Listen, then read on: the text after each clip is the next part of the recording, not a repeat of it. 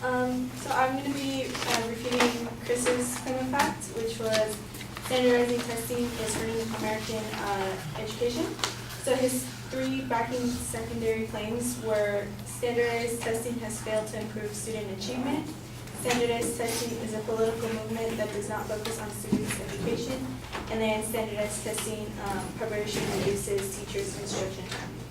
So going back to the first secondary claim, one of his evidence was according to the Program for International Student Assessment, which is PISA, the U.S. has dropped in world rankings in math, science, and English from 18 to 31 place within the last 5 years. However, I looked this up, and the United States has not participated in the PISA. Recently, they only participated in the years 2000, 2003, 2006, 2009, and 2012, which does not include the 2013, which would be 5 years from now. So this source is unreliable. Another part of this secondary claim is he says that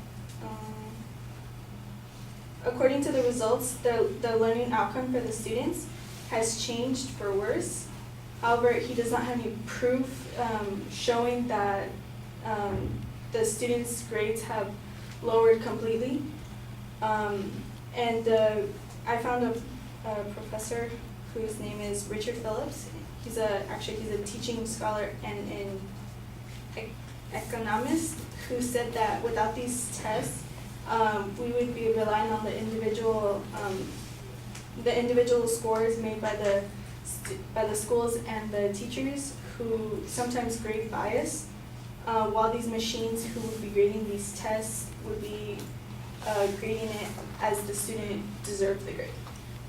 Going on to the secondary claim, which is standardized testing is a political movement that does not focus on students' education. On the first backing evidence, he said that 51% of students across the nation's public schools were considered low income, and then he goes on to say that many schools in areas of low income shut down because the students cannot produce effective scores.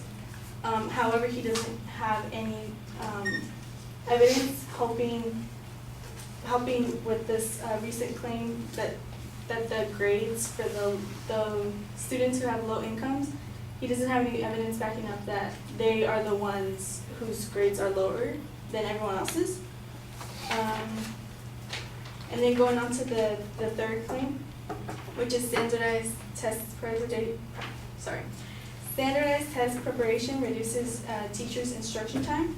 So he also says that as a result of having yearly tests, a narrower academic program in schools is promoted since educators will often neglect instruction time in subject areas like arts, music, social studies, and humanities, for example. However, he doesn't have any evidence proving that because they are taking the time to study for these tests that the percentage of these students doing like art, music, social studies has decreased. And he also goes on to claim that this forces the teacher to focus on topics that will most likely be on the test, which is also called the test taking. He uses a study that was done in 2007, which was done for 5 years at the University of Maryland. So that's 2007 to 2012. However, that we're in 2018, so that was about like 6 years ago, which is not the most recent piece of evidence he could use. So my claim is that standardized test taking is actually guiding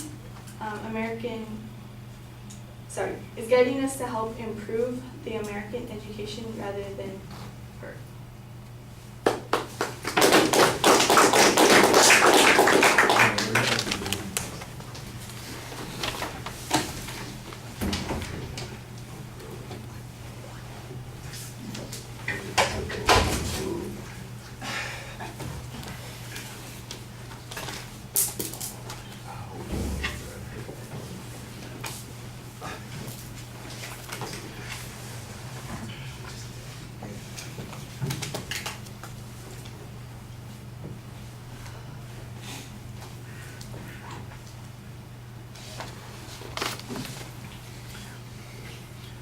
All right, structurally things are pretty good. The clearest argument that you have in attacking the evidence is on the first point, where you suggest that the United States hasn't participated in this particular research for a number of years, and so the data is potentially problematic. I think that's okay. I do think you should give us a source on that. I assume that you've got it, but you definitely want to cite it. I understood the point that you were making on that point. On the notion that there's no demonstration that grades have declined, I think that that's a good argument to be making, and you have like a piece of evidence that suggests, look, the alternative to standardized tests is to allow the teachers to do the grading, and teachers have biases that are built into the system, and that we're looking for objective scores, and that's important to have. I think that that's a good point to explain. The advocate's argument probably has to do with the emphasis on those sorts of things and how frequently people are doing this. I'm not sure that it's a rejection entirely of standardized testing, but it's a legitimate point to bring up on your behalf. I appreciated that.